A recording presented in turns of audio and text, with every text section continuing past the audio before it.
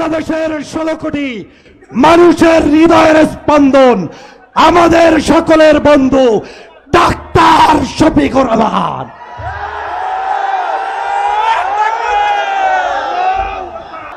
আমাদের এই লড়াই সকল ধরনের জুলুমের বিরুদ্ধে, সকল ফ্যাসিবাদের বিরুদ্ধে, সকল দুর্নীতির বিরুদ্ধে, সকল অপকর্মের বিরুদ্ধে, জাতিকে বিভক্ত করার বিরুদ্ধে এবং জাতিকে অন্য জাতির তাবেদার বানানোর বিরুদ্ধে।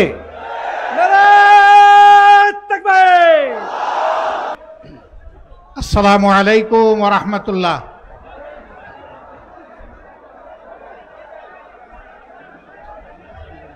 উলামায়ে কেরাম, মাশায়েখে এজাম এবং সম্মানিত দ্বীনী বন্ধুগণ, আপনারা সবাই কেমন আছেন? আলহামদুলিল্লাহ রাব্বিল আলামিন, ওয়াসসালাতু ওয়াসসালামু আলা রাসূলিহিল কারীম ওয়া আলা আলিহি ওয়া সাহবিহি ওয়া আহলি বাইতি আজমাইন। আউযু বিল্লাহি মিনাশ শাইতানির রাজীম। আল-ইয়াওমা আকমালতু লাকুম দীনাকুম ওয়া আতমামতু আলাইকুম নি'মাতি ওয়া রাদিতু লাকুমুল ইসলামা দীনা। সাদাকাল্লাহুল মাওলানাল আযীম। নেসারাবাদ মাদ্রাসা এবং দরবার শরীফের উদ্যোগে আয়োজিত বাংলাদেশ হিজবুল্লাহ জমিয়তুল মুসলিহিনের প্রতিনিধি সভা এবং আজকের এই মাহফিলের সম্মানিত সভাপতি, আমার সম্মানিত ভাই হযরত মাওলানা খলিলুর রহমান নেসারাবাদী, মঞ্চে বসা বাংলাদেশের রাজপথের সংগ্রামী বীর,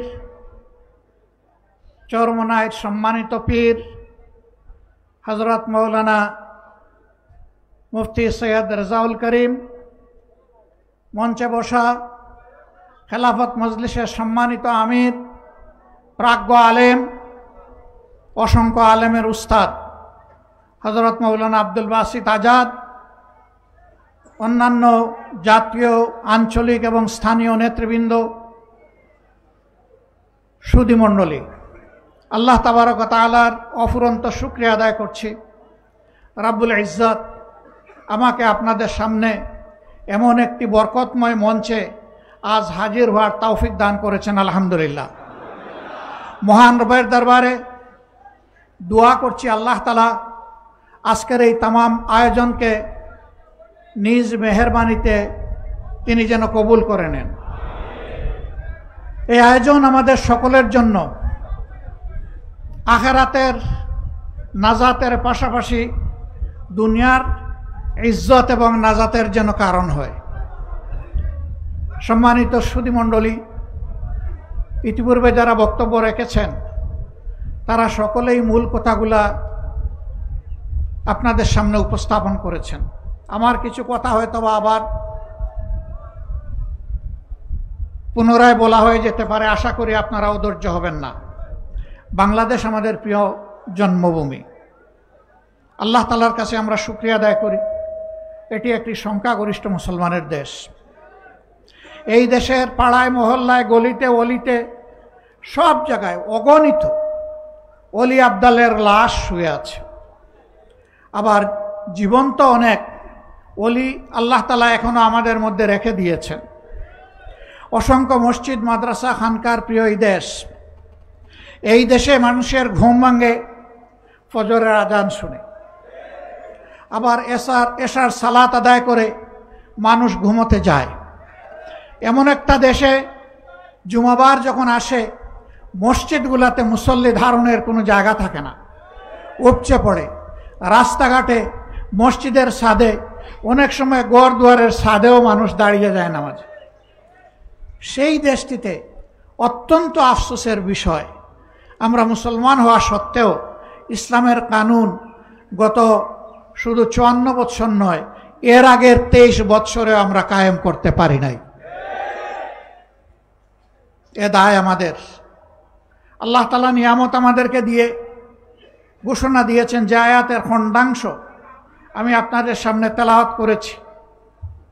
আল্লাহ তাআলা এখানে ইরশাদ করেছেন, আল ইয়াউমা আকমালতু লাকুম দীনাকুম, আজকের এই দিনে তোমাদের জন্য কিভাবে তোমরা চলবা সেই বিধান, সেই দিন আমি পরিপূর্ণ করে দিলাম, কামালিয়াত দান করলাম। ওয়া আতমামতু আলাইকুম নিয়ামতি, আর তোমাদের জন্য সমস্ত নিয়ামত এখানেই রেখে দিলাম। এই কোরআনের মধ্যে, এই দিনের মধ্যেই নিয়ামত, এর বাইরে তোমাদের জন্য কোনো নিয়ামত নাই। এর বাইরে যা আছে সব লানত। ওয়ারাদিতু লাকুমুল ইসলাম দীনা, আর তোমাদের জীবন বিধান হিসাবে, তোমাদের দিন হিসাবে আমি ইসলামকে মনোনীত করে দিলাম। এই ফতোয়া কে দিয়েছেন? আল্লাহ রাব্বুল আলামিনের ফতোয়া পরিবর্তনের শক্তি কারো আছে? কারণে আফসোসের বিষয়, আমরা নিজ ঘর সোনাদানা মণিমুক্তায় পরিপূর্ণ থাকা সত্ত্বেও ভিক্ষুকের মতো আমরা ডানে এবং বামে হাত বাড়াই। ফিরে আসতে হবে নিজের ঘরে। আল্লাহ যে নিয়ামতের ভান্ডার আমাদেরকে দান করেছেন, সেই ভান্ডার বুকে নিয়ে এখন জাতিকে এগিয়ে নেওয়ার জন্য সামনে যেতে হবে ইনশাআল্লাহ। ভাই ও বন্ধুগণ, অনেকে বলেছেন, আমার ভাই খলিলুর রহমান সাহেব বলেছেন যে উনি নির্দলীয় এবং উনার কোনো প্রতীক নাই। আমি দ্ব্যর্থহীন কণ্ঠে বলছি, সমস্ত মুসলমানদের প্রতীক হচ্ছে আল কোরআন। আমরা পরিচয়বিহীন নই। এই কোরআন আমাদের পরিচয়কে আসমানের নিচে এবং জমিনের উপরে সাবিত করে দিয়েছে। অতএব আমাদের প্রতীক হচ্ছে আল কোরআন। এই কোরআন নিয়ে বাঁচতে চাই, এই কোরআনের সাথে চলতে চাই, এই কোরআন বুকে নিয়ে দুনিয়া থেকে বিদায় নিতে চাই, এই কোরআন বুকে নিয়ে ইয়ামুত তাহাবুনি আল্লাহ রাব্বুল আলামিনের সামনে দাঁড়াতে চাই। কোরআনকে বাদ দিয়ে যা আসবে সামনে, মুসলমান হিসাবে আমার এবং আমাদের পক্ষে কবুল করা সম্ভব নয়। যদি আমরা এর বাইরে গিয়ে কোনো কিছুকে গ্রহণ করি, সুস্পষ্টভাবে আল্লাহ তাআলার বিরুদ্ধে অবস্থান নেওয়ার শামিল হবে। এ দুঃসাহস কার?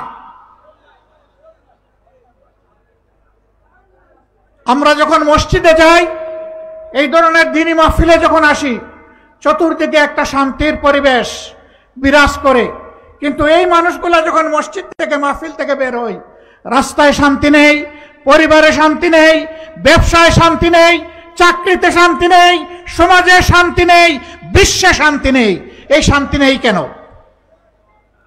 কেন নেই তাও আল্লাহ তাআলা স্পষ্ট করেছেন। আফা তুমিনুনা বিবাদিল কিতাবি ওয়া তাকফুরুনা বিবাদ।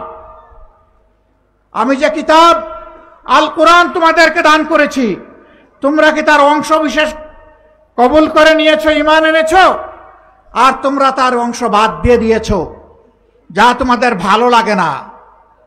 যদি এমন আচরণ হয়, ফামা জাযাউ মান ইয়াফআলু যালিকা মিনকুম, তোমাদের মধ্য থেকে আমার কিতাবের সাথে কিছু গ্রহণ করার আর কিছু বাদ দেওয়ার এই আচরণ যারা করবে, তাদের জন্য আমার পক্ষ থেকে উপহার এর চাইতে বাইরে আর কি থাকতে পারে? ইল্লা হিজয়ুন ফিল হায়াতিদ দুনিয়া। আল্লাহ বলছেন, এই দুনিয়ার জীবনে আমি তাদেরকে লাঞ্ছিত করব, অপদস্থ করব, অপমানিত করব। সেই অপমান আমরা বয়ে বেড়াচ্ছি। এই অপমানের বোঝা আজকে আমরা পায়ের নিচে ফেলে দিতে চাই। এ বোঝা আর আমরা বহন করব না, এ বোঝা বহন করতে চাই না, বরঞ্চ আল্লাহর নিয়ামত বুকে নিয়ে আমরা চলতে চাই। আজকের এই সম্মেলন তার একটা বাস্তব প্রতিফলন। এখানে ইসলামী এবং দেশপ্রেমিক সংগঠনের নেতৃবৃন্দ আলহামদুলিল্লাহ উপস্থিত। যারা দেশকে ভালোবাসেন, আমি বিশ্বাস করি তারা স্রষ্টাকেও ভালোবাসেন।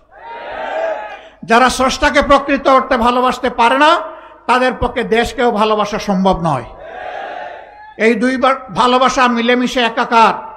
আমাদের সকল ভালোবাসা হোক শুধু আল্লাহ সুবহানাহু ওয়া তাআলার জন্য। এই ভালোবাসা নিয়ে দুনিয়ায় ভালোবাসার সমাজ গড়তে চাই। এই ভালোবাসা নিয়ে আমরা আল্লাহ তাআলার দরবারে হাজিরা দিতে চাই। আর এই ভালোবাসা বুকে নিয়ে এই মাবুদের জান্নাতেও আমরা উপস্থিত হতে চাই। সম্মানিত সুধী মণ্ডলী, আগামী নির্বাচনে কাকে ভোট দিবেন, কাকে দিবেন না, খুবই চমৎকারভাবে লিখিত বক্তব্যে সম্মানিত ভাই হযরত মাওলানা খলিলুর রহমান সাহেবের পক্ষে একজন যোগ্য আলিম এখানে পাঠ করেছেন। বিষয় একদম ফকফকা সাফ, এখানে কোনো অস্পষ্টতা নেই, একেবারে হাতে আঙ্গুল দিয়ে দেখিয়ে দেওয়া হয়েছে, শুধু নামটা বাকি আছে। নাম আপনারা ঠিক করবেন, আঙ্গুল সোজা আছে, সিরাতুল মুস্তাকিমে চলবো আমরা ইনশাআল্লাহ।